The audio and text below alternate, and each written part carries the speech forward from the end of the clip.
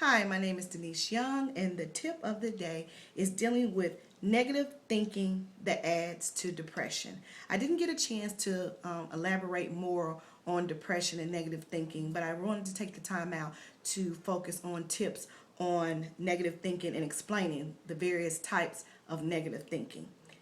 The first one that I want to discuss is an all or nothing thinking, looking at things black and white and putting them in categories with no middle ground to it. If I fall short of perfection, then I'm a total failure. And you might know people that deal with this type of way of thinking. Everything is so cut dry and it's either black and white. There's nothing in between. But that's not how life is. Life is about colors all through the spectrum. And everything, some things are not just so cut and dry. The next one is overgeneralization.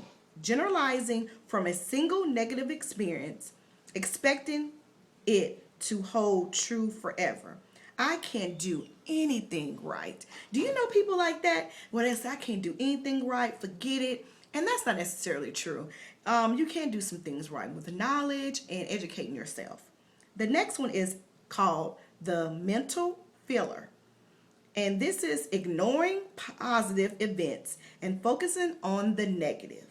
Noticing the one thing that went wrong rather than focusing on the things that went right. We got free tickets, but it's ridiculous that we have to pay for parking.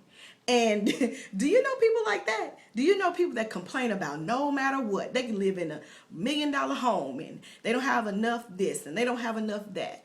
And that's not the way to think. So that's definitely in the category of mental filler. The next one is diminishing positive. Coming up with reasons why positive events don't count. For instance, she said she had a good time on our date, but I think she was just being nice. Do you know somebody like that? Or are you like that? The next, jumping to conclusions. And everybody knows somebody that jumps the gun before anything happens. For instance, if you're starting a business, they're jumping the gun telling you 5 million reasons why you shouldn't start the business. But making negative interpretations without actually having any evidence. You act like a mind reader. Do you know somebody like that? That swear they have the connection to God and to tell you everything that's going on in the near future and don't know anything. He must think I'm a freak, or you act like a fortune teller, or I'll be stuck in this dead end job forever. So do you know somebody like that, or do you tend to say these type of things from time to time? The next one is emotional reasoning, believing that the way you feel reflects reality. Like, I feel like such a loser. I really am no good for anybody. And these negative thoughts and feelings can really deter you from a lot of people. People don't really want to be around you when you always speak negative all the time. The next one that I want to talk about is the should and the should nots. Holding on, holding yourself to a strict list of what you should and should not do, and beating yourself up if you don't live to those rules. I should have went for a run today. I'm such a fat slob and will never lose weight. Don't beat yourself up. You're human. You're going to make mistakes. You're not going to feel like running sometimes. You're not going to feel like sticking to the program that you made for yourself.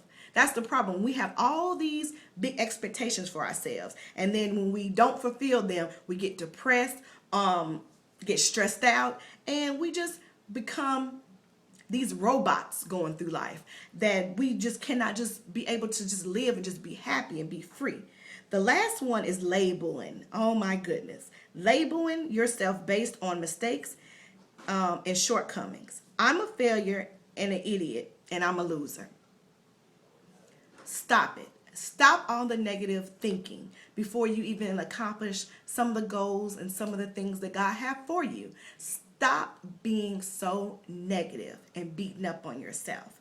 I hope that these tips helped, and I hope that this will get your mind working on some of the things that you can stop doing when it's considering negative thinking and change your negative thinking to positive thinking. I hope this encouraged someone, and I hope that you move forward to your new destiny and your new future by thinking positive. If you have any questions or concerns, you can Twitter me at Denise L Media. Follow me on Facebook, hit like for the tips of the day on Denise L Britton Young. I have an Instagram account, The Professional 1908. Have a great day.